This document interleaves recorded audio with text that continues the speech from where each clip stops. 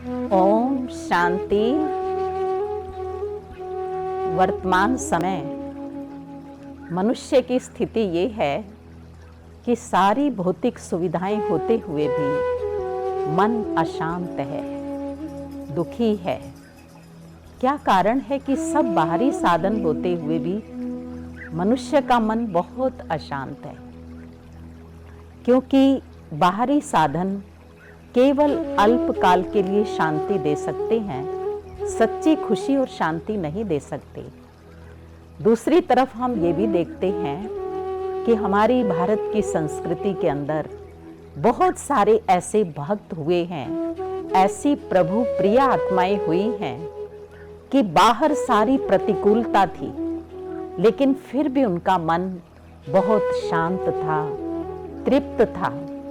हम सुदामा का मिसाल ले लेते हैं कि बाहरी सुख सुविधाएं कुछ भी नहीं हैं, लेकिन उस प्रभु प्रेम में मन तृप्त है, आनंदित है। भोजन है या नहीं है, साधन और सुविधाएं हैं या नहीं, उनकी परवाह किए बिना अंदर में एक असीम शांति की अनुभूति करता है। दूसरी तरफ हम सबरी का मिसाल देखते हैं। उसके पास भी बाहरी भौतिक सुविधाएं कुछ भी नहीं, लेकिन मन श्री राम के प्यार में मगन है। उसके हर चिंतन में, हर भाव में, हर क्रियाकलाप में केवल राम है। सुबह उठती है तो राम की ही स्मृति में। कभी भोजन नहीं है तो भी कोई बात नहीं, जंगल में जाकर के फूल तोड़ के लाती है, फल तोड़ करके लाती है। हर क्रिया में राम का भाव है कि श्री राम आएंगे और वो इसे स्वीकार करेंगे। जल लेकर के आती है कि वो श्री राम के चरणों का प्रक्षालन करेगी। पूरे रास्ते के ऊपर फूल बिछाती है कि अभी अभी मेरे श्री राम जी आएंगे। यानी हर भाव में, हर क्रिया में आनंदित है। अगर नहीं भी आते हैं तो भी वो निराश नहीं होती है। एक सुंदर भाव के साथ सो जाती है कि कोई बात नहीं, आज नहीं आए लेकिन कल अवश्य आएंगे। और फिर सुबह उठते ही वही उमंग, वही उत्साह होता है। कहने का भाव है कि उस प्रभु पिता की स्मृति, उसके साथ अनन्य प्रेम, सारी भौतिक सुविधाओं को एक तरफ रख कर के भी इंसान खुशी और शांति का जीवन जी सकता है। लेकिन उस प्रभु पिता का स्पष्ट परिचय होना बहुत जरूरी है, क्योंकि गीता में भगवान ने अर्जुन को भी यही कहा कि मन स्मर युद्धे च। केवल मन से मेरा स्मरण कर। लेकिन मन ही मन से भी उस ईश्वर पिता का सिमरण कैसे कर सकते हैं, जबकि उसके संबंध में स्पष्टता ना हो। क्योंकि आज ईश्वर के बारे में अनेक मत हैं, और ऐसी स्थिति में एक बुद्धिजीवी प्राणी वो बड़ी दुविधा में पड़ जाता है कि आखिर भी सत्य क्या है। क्योंकि कोई कहेगा राम भगवान है, कोई कहेगा कृष्ण भगवान है, कोई कहेगा देवी सबसे बड़ी शक्ति है, कोई कहता ब्रह्म ही ईश्वर है, कोई कहता प्रकृति ही भगवान है। कोई समझता है कि जितने भी देवी देवताएं हैं सब ईश्वर का ही स्वरूप हैं। और कोई वैज्ञानिक जो है वो फिर कहेगा कि भगवान नाम की तो कोई चीज है ही नहीं, यदि है तो उसे सिद्ध करके दिखाओ। तो कहने का भाव है, इतनी सारी अनेक मान्यताओं के बीच में हम उस एक ईश्वर पिता, उस सत्यता को हम भूल चुके हैं। एक तरफ हम ये कहते हैं God is one, God is truth, तो वो एक और सत्य क्या है, उसकी पहचान होना बहुत जरूरी है। इतनी सारी मान्यताओं के बीच में ये निर्णय करना कि आखिर भी सत्य क्या है, उसके लिए कोई कसौटी, कोई पैमाना हमारे सामने होना चाहिए, जिसके आधार पर हम विचार कर सकें कि आखिर भी सत्य क्या है। तो जैसे कहा जाता है फ्रॉम नॉन टू अननोन, जो हम जानते हैं उसे कसौटी बनाकर और जो हम नहीं जानते वहां तक पहुंचने की कोशिश करते हैं। हमारे शास्त्रों ने, विद्वानों ने उस ईश्वर के बारे में जो कुछ कहा, उसके आधार पर हम एक कसौटी अपने सामने रखेंगे। भगवान उसी को कह सकते हैं जो सर्वमान्य हो, जिसको पूरा जगत मान्यता दे। जिसे कुछ लोग मानते हो वो कोई महान आत्मा हो सकती है, वो कोई देव आत्मा हो सकती है, लेकिन वो परम आत्मा नहीं हो सकती। उसके साथ साथ परमात्मा वही हो सकता है जो सबसे न्यारा हो, जन्म मरण के चक्कर से न्यारा हो। क्योंकि यदि वो जन्म ले लेगा तो वो एक सीमा में बंध जाएगा। जिस घर में जन्म लिया, जिस देश में जन्म लिया, जिस जाति में जन्म लिया, वो लोग उसे मान्यता दे सकते हैं, लेकिन संपूर्ण विश्व नहीं। तो वो देह धारण नहीं करता हमारी तरह, और जब शरीर धारण नहीं करता है तो हमारे जैसा स्वरूप भी उसका नहीं हो सकता है। जब वो देह धारण नहीं करता तो वो कर्म भी नहीं करता, तो कर्म और उसके फल से भी न्यारा है। कर्म नहीं करता तो उसका पाप और पुण्य भी नहीं बनता, तो जो पाप और पुण्य से भी न्यारा है वो ईश्वर है। जब पाप पुण्य नहीं बनता तो वो दुख और सुख भी नहीं भोगता, तो जो दुख सुख से भी न्यारा है वो ईश्वर हो सकता है।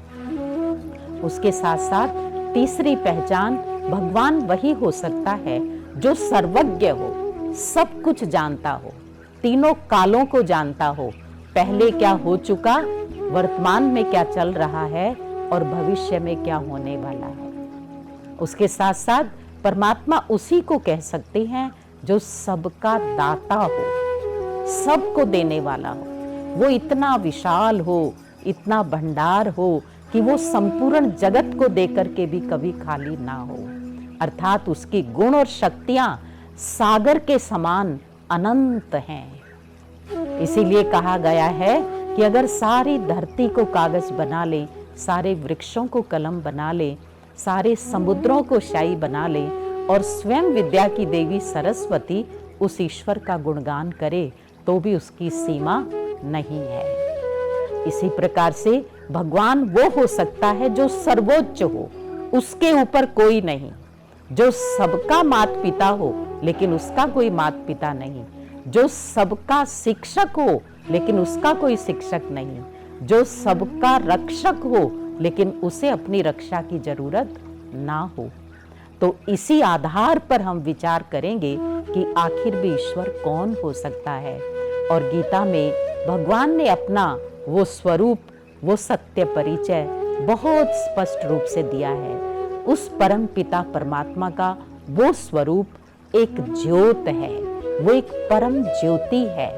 रूप में ज्योति बिंदु होते हुए भी वो गुणों और शक्तियों का सागर है, अथाह शक्तियां हैं उसके अंदर। और उसी ज्योति स्वरूप के लिए गीता में कहा है, ज्योतिषाम अपि तत् ज्योति तमसः परम उच्यते ज्ञानम ज्ञेयम ज्ञान गम्यम हृदय सर्वस्व विष्ठितम। अर्थात मैं सब ज्योतियों से भी परे परम ज्योति हूँ। जो भी प्रकाशमान चीजें हैं उन सब का दिव्य प्रकाश मैं ही हूँ, और मुझे केवल ज्ञान के द्वारा जाना जा सकता है, और सारा अंधकार दूर हो जाता है जो सारे अंधकार से परे है, सबको अज्ञान का अंधकार मिटाने वाला है। और जितना ज्ञान स्वरूप बनते हैं उतना उस ईश्वर के हम समीप रहते हैं। इसी प्रकार से भगवान ने अपने अति सूक्ष्म पॉइंट ऑफ लाइट, बिंदु स्वरूप है उसका स्वरूप, उस संबंध में भी गीता में कहा है, कवीम पुराणम अनुशासितारम अनोर्ण्याम सम अनुस्मृद्ध सर्वस्य धातारम अचिंत्य रूपम आदित्य वर्णम तमसा परस्तात्। अर्थात मैं अति सूक्ष्म ज्योति हूँ, सबका पालनहार हूँ, और मेरा स्वरूप अति सूक्ष्म है और सूर्य के समान तेजस्वी है। वो एक अति सूक्ष्म होते हुए भी अथाह शक्तियों का भंडार है। इस प्रकार से परमात्मा का जो स्वरूप है वो अति सूक्ष्म दिव्य रूप है, ज्योति पुंज स्वरूप है, और इसीलिए अर्जुन को भगवान ने कहा कि तू मेरे रूप को इन चरम नेत्रों से नहीं देख सकता है, उसके लिए मैं तुझे दिव्य दृष्टि का वरदान देता हूं, जिससे तू मेरे तेजस्वी रूप को देख। तो इसीलिए भगवान ने कहा, न तू माम सत्यसे दृष्टुम अनेन स्वचक्षुषा दिव्यम ददामि ते चक्षु पश्य में योगम ऐश्वर्यम। मैं तुझे दिव्य दृष्टि का वरदान देता हूं, जिससे तू मेरे उस तेजस्वी स्वरूप को देख, मेरे ऐश्वर्य को देख, मेरी प्रतिभा का अनुभव कर।